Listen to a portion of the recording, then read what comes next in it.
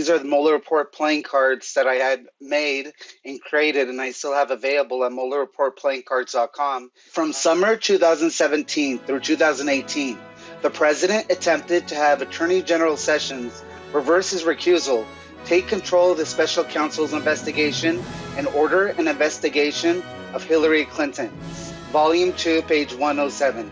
While Trump and Gates were driving to LaGuardia Airport, harm to ongoing matter redaction, now we know that's Roger Stone, on the phone. Shortly after the call, candidate Trump told Gates that more releases of damaging information would be coming. Volume 1, page 54. Trump asked individuals with his campaign to find the deleted Clinton emails. Michael Flynn recalled that Trump made this request repeatedly, and Flynn subsequently contacted multiple people in an effort to obtain the emails. Volume 1, page 62. According to Gates, by the late summer of 2016, the Trump campaign was planning a press strategy, a communications campaign, and messaging based on the possible release of Clinton emails by WikiLeaks. Volume 1, page 50. Trump responded to questions about possible connections to Russia by denying any business involvement in Russia, even though the Trump organization had pursued a business project in Russia as late as June 2016. Volume 2, page 15. The Trump Tower Moscow Project, Michael Cohen, Felix Sater, and all that. On multiple occasions in 2017, the president spoke with Sessions about reversing his recusal so that he could take over the Russia investigation and begin an investigation and prosecution of Hillary Clinton. Volume 2, page 112. Rick Gates, deputy campaign manager at the time, Paul Manafort, campaign manager at the time. This is sending Kalimnik, now we know is a Russian spy. Mueller hinted that he had connections to Russian intel.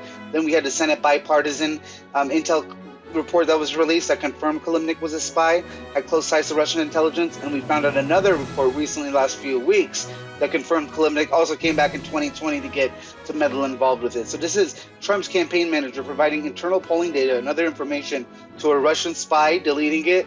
Manafort went to prison because he broke his cooperation agreement with Mueller, which was to give this information, and he lied about this information, and we went to prison for Trump. Trump subsequently pardoned him after dangling the pardon in front of him. Gates stated that in accordance with Manafort's instruction, he periodically sent Kalimnik polling data via WhatsApp. Gates then deleted the communications on a daily basis. Manafort did not acknowledge instructing Gates to send Kalimnik internal data. Grand Jury Redaction, Volume 1, pages 136 and 137. Collusion is not a specific offense or theory of liability found in the U.S. Code, nor is it a term of art in federal criminal law. For that reason, this office's focus in resolving the question of joint criminal liability was on conspiracy as defined in federal law, not commonly discussed term collusion. Volume 1, pages 180 to 181. When Sessions told the president that a special counsel had been appointed, the president slumped back in his chair and said, "Oh my God, this is terrible. This is the end of my presidency. I'm fucked."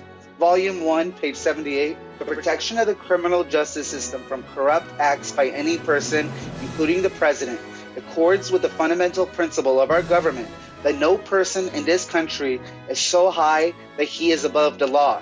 Volume 2, pages 180 to 181. Manafort told Gates it was stupid to plead, saying that he had been in touch with the president's personal counsel and repeating that they should sit tight and will be taken care of. After candidate Trump stated on July 27, 2016, that he hoped Russia would find the 30,000 emails that are missing, Trump asked individuals with his campaign to find the deleted Clinton emails. Volume 1, page 62. While the OLC opinion concludes that a sitting president may not be prosecuted, it recognizes that a criminal investigation during the president's term is permissible.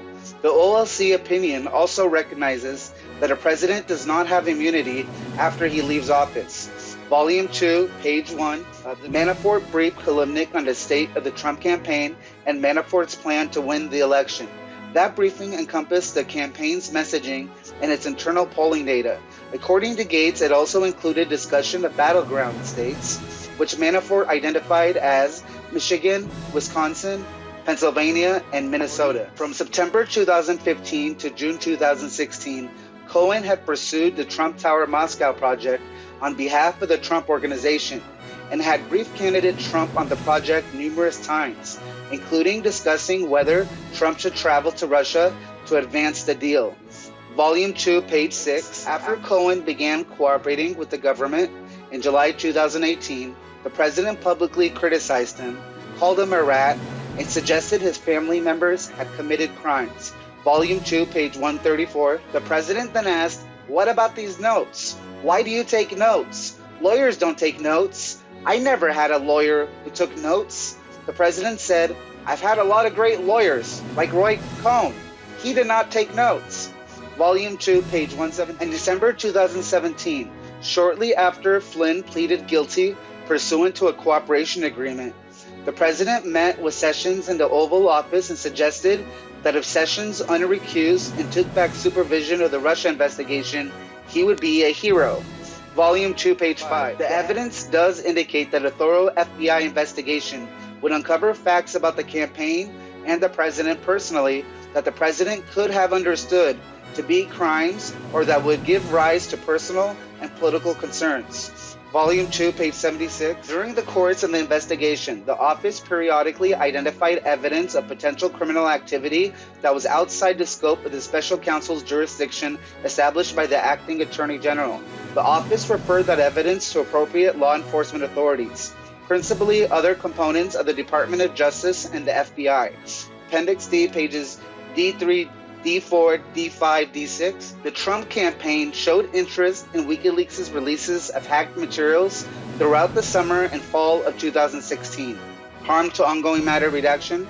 Ivanka Trump received an email from a woman who identified herself as Lana E. Alexander, which said in part, "If you ask anyone who knows Russian to Google my husband, Dmitry Klokov, you'll see who he is close to and that he has done Putin's political campaigns."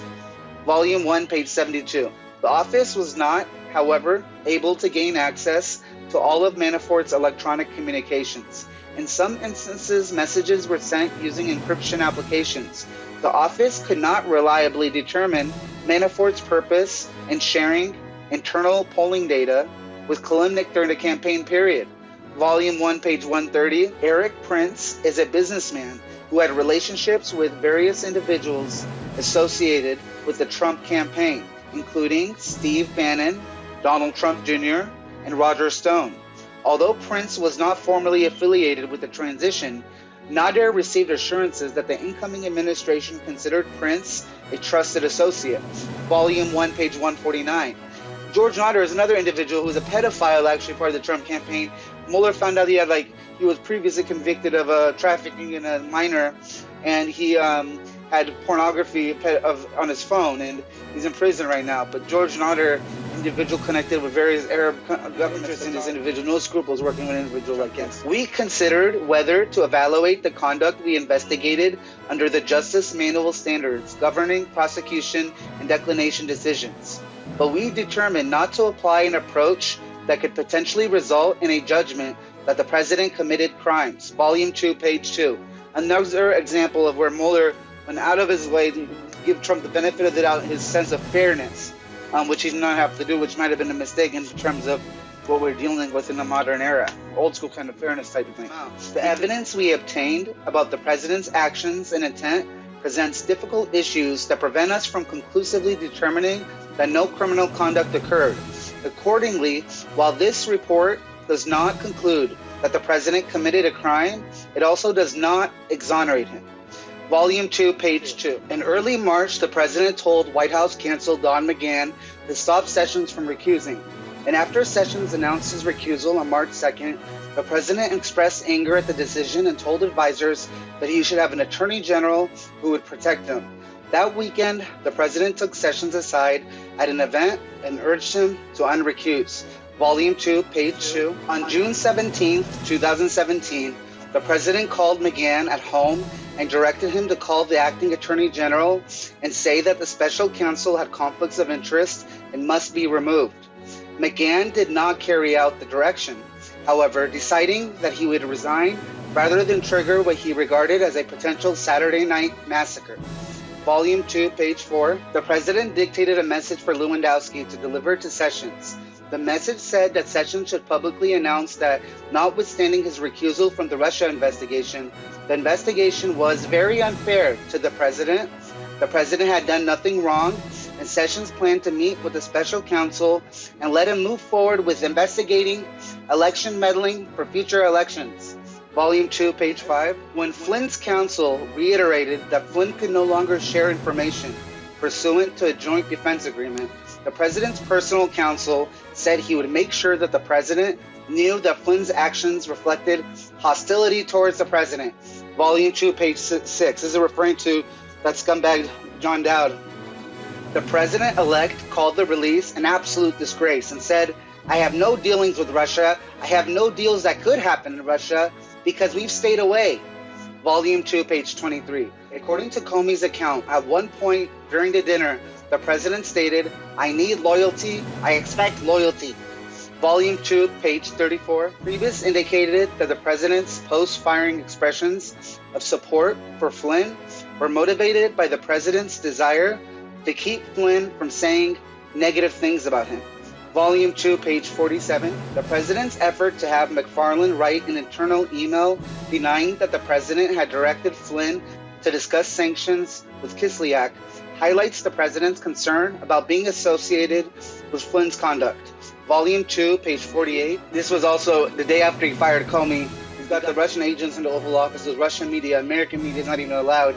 This is where he also leaked Israeli intel that he had to the Russians. He was saying that he got rid of Comey. He's no more pressure, as you see here, and other acts of betrayal. One of them great moments of many shame. The president also told the Russian foreign minister, "I just fired the head of the FBI. He was crazy, a real nut job. I faced great pressure because of Russia. That's taken off. I'm not under investigation." Volume 2, page 62. In late March or early April, the president asked McFarland to pass a message to Flynn telling him that the president felt bad for him and that he should stay strong, further demonstrating the president's awareness of Flynn's criminal exposure. Volume 2, page 75. The day after learning about the FBI's interview of Flynn, the president had a one-on-one dinner with Comey against the advice of senior aides and told Comey he needed Comey's loyalty. When the president later asked Comey for a second time to make public that he was not under investigation, he brought up loyalty again, saying, "Because I have been very loyal to you. Very loyal. We had that thing, you know." Volume 2, page 76. After the president learned of Sessions' recusal from the Russia investigation, the president was furious and said he wanted an attorney general who would protect him the way he perceived Robert Kennedy and Eric Holder to have protected their presidents. The president also said he wanted to be able to tell his attorney general who to investigate. Volume 2, page 76. Although the president ultimately acknowledged that he was going to fire Comey, regardless of the Department of Justice's recommendations, he did so only after DOJ officials made clear to him that they would resist the White House's suggestion that they had prompted the process that led to Comey's termination. Volume 2, page 77. As for Mueller's interview for FBI director, Bannon recalled that the White House had invited Mueller to speak to the president to offer a perspective on the institution of the FBI. Bannon said that although the White House thought about beseeching Mueller to become director again, he did not come in looking for the job. Volume 2, page 81. On Saturday, June 17, 2017, the president called McGahn and directed him to have the special counsel removed. McGahn was at home and the president was at Camp David. McGahn recalled that the president called him at home twice, and on both occasions directed him to call Rosenstein and say that Mueller had conflicts that precluded him from serving as special counsel. Volume 2, page 85. On June 19, 2017, the president met one-on-one with Corey Lewandowski in the Oval Office and dictated a message to be delivered to Attorney General Sessions that would have had the effect of limiting the Russia investigation into future election interference only. Volume 2, page 90. The president directed that Sessions should give a speech publicly announcing, "I know that I recused myself from certain things having to do with specific areas, but our POTUS is being treated very unfairly. He shouldn't have a special prosecutor counsel because he hasn't done anything wrong. He didn't do anything wrong, except he ran the greatest campaign in American history. Volume 2, page 91. The dictated message went on to state that Sessions would meet with the special counsel to limit his jurisdiction to future election interference. The president said that if Sessions delivered that statement, he would be the most popular guy in the country. Lewandowski told the president he understood what the president wanted Sessions to do. Volume 2, pages 91 to 92. The email stated that the Crown Prosecutor of Russia had offered to provide the Trump campaign with some official documents and information that would incriminate Hillary in her dealings with Russia as part of Russia and its government support for Mr. Trump. Trump Jr. responded, "If it's what you say, I love it." And he, Kushner, and Manafort met with the Russian government attorney and several other Russian individuals at Trump Tower on June 9th, 2016. Volume 2, page 99. Sessions recalled the president called him at home and asked if Sessions would unrecuse himself.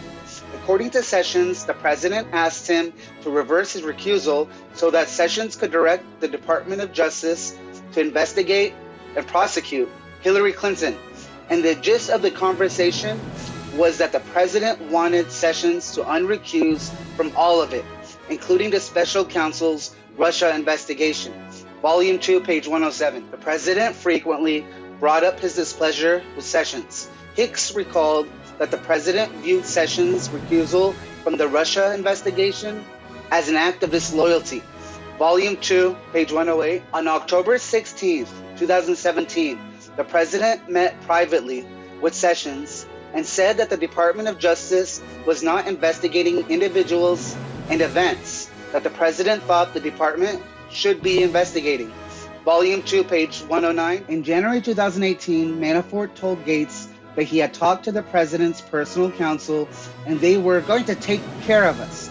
Evidence concerning the president's conduct towards Manafort indicates that the president intended to encourage Manafort to not cooperate with the government.